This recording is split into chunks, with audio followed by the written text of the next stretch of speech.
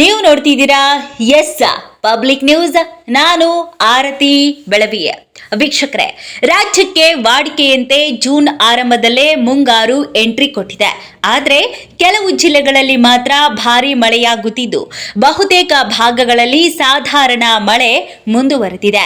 ಇದೀಗ ಮುಂದಿನ ಒಂದು ವಾರಗಳ ಕಾಲ ರಾಜ್ಯಾದ್ಯಂತ ಅಲ್ಲಲ್ಲಿ ಗುಡುಗು ಸಿಡಿಲು ಸಹಿತ ವರುಣ ಆರ್ಭಟಿಸಲಿದ್ದಾನೆ ಎಂದು ಹವಾಮಾನ ಇಲಾಖೆ ಮುನ್ಸೂಚನೆ ನೀಡಿದೆ. ರಾಜಧಾನಿ ಬೆಂಗಳೂರಿನಲ್ಲಿ ಇಂದು ಬೆಳಗ್ಗೆಯಿಂದ ಮೋಡ ಕವಿದ ವಾತಾವರಣವಿತ್ತು. ಮಧ್ಯಾಹ್ನದಿಂದ ಬಿಟ್ಟು ಬಿಡದೆ ಮಳೆಯಾಗ್ತಾ ಇದೆ. ನಗರದಲ್ಲಿಂದು ಗರಿಷ್ಠ ತಾಪಮಾನ 28 ಡಿಗ್ರಿ ಸೆಲ್ಸಿಯಸ್ ಇರಲಿದ್ದು ಕನಿಷ್ಠ ತಾಪಮಾನ 22 ಡಿಗ್ರಿ ಸೆಲ್ಸಿಯಸ್ ದಾಖಲಾಗುವ ಸಾಧ್ಯತೆ ಇದೆ ಎಂದು ಹವಾಮಾನ ಇಲಾಖೆ ಮುನ್ಸೂಚನೆ ನೀಡಿದೆ. ಈಗಾಗಲೇ ಶನಿವಾರ ಜೂನ್ 13ರಂದು ಬೆಂಗಳೂರಿನ ಹಲವೆಡೆ ಮಳೆ ಆಗಿರುವ ಬಗ್ಗೆ ವರದಿಯಾಗಿದೆ. ಹಾಗೆ ಮುಂದಿನ ಒಂದು ವಾರ ಬೆಂಗಳೂರು ಸೇರಿದಂತೆ ರಾಜ್ಯದ ಹಲವು ಜಿಲ್ಲೆಗಳಲ್ಲಿ ಭಾರೀ ಮಳೆಯಾಗುವ ಸಾಧ್ಯತೆ ಇದೆ ಎಂದು ಹವಾಮಾನ ಇಲಾಖೆ ಎಚ್ಚರಿಕೆಯ ಸಂದೇಶವನ್ನು ರವಾನೆ ಮಾಡಿದೆ. ಇನ್ನು ಕರಾವಳಿ ಜಿಲ್ಲೆಗಳಲ್ಲಿ ಬಿರುಗಾಳಿ ಸಹಿತ ಮಳೆಯ ಮುನ್ಸೂಚನೆಯನ್ನ ಕೊಡಲಾಗಿದೆ. ಕಳೆದ ಬಾರಿಗೆ ಹೋಲಿಕೆ ಮಾಡಿದ್ರೆ ಈ ವರ್ಷ ರಾಜ್ಯದಲ್ಲಿ ಮುಂಗಾರು ಆರ್ಭಟ ಕ್ಷೀಣಿಸಿದೆ. ಕೆಲವೆಡೆ ಮಾತ್ರ ಮಳೆರಾಯನ ಆರ್ಭಟ ಮುಂದುವರೆದಿದೆ.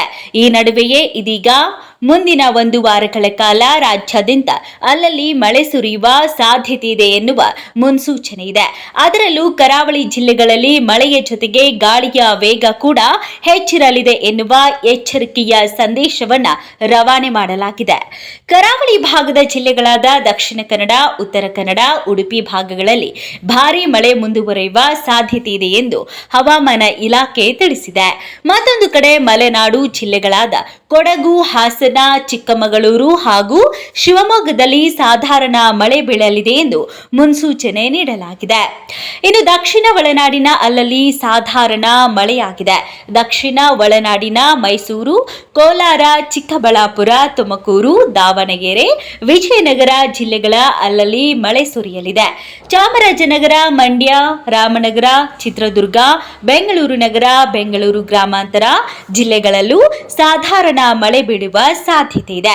ಈ ಭಾಗಗಳಲ್ಲಿ ಮುಂದಿನ 2 ದಿನಗಳವರೆಗೆ ಗಾಳಿ ವೇಗ ಗಂಟೆಗೆ 30ರಿಂದ 40 ಕಿಲೋಮೀಟರ್ ಇರಲಿದೆ ಎಂದು ತಿಳಿಸಿದೆ.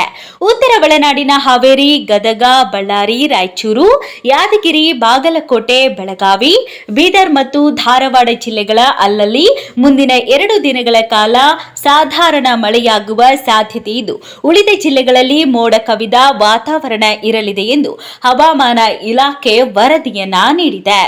ಇನ್ನು ರಾಜ್ಯದಲ್ಲಿ ಮುಂಗಾರು ಆರ್ಭಟ ಸದ್ಯಕ್ಕೆ ಕ್ಷೀಣಿಸಿದೆ. ಈ ನಡುವೆಯೂ ಶನಿವಾರ ದಕ್ಷಿಣ ಹಾಗೂ ಉತ್ತರ ಒಳನಾಡು, ಮಲೆನಾಡು ಮತ್ತು ಕರಾವಳಿಯ ಕೆಲವು ಭಾಗಗಳಲ್ಲಿ ಸಾಧಾರಣದಿಂದ ಭಾರೀ ಮಳೆಯಾಗಿದೆ.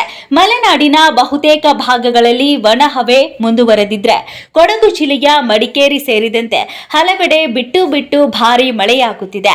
ಶನಿವಾರ ಮುಂಜಾನೆ ಹಾಗೂ ಮಧ್ಯಾಹ್ನದ ವೇಳೆಗೆ ಮಡಿಕೇರಿಯಲ್ಲಿ ಜೋರು ಮಳೆ ಸುರಿದಿದ್ದು ಕಳೆದ 3 ದಿನಗಳಿಂದ ಇಲ್ಲಿ ಇದೇ ವಾತಾವರಣ ಇದೆ.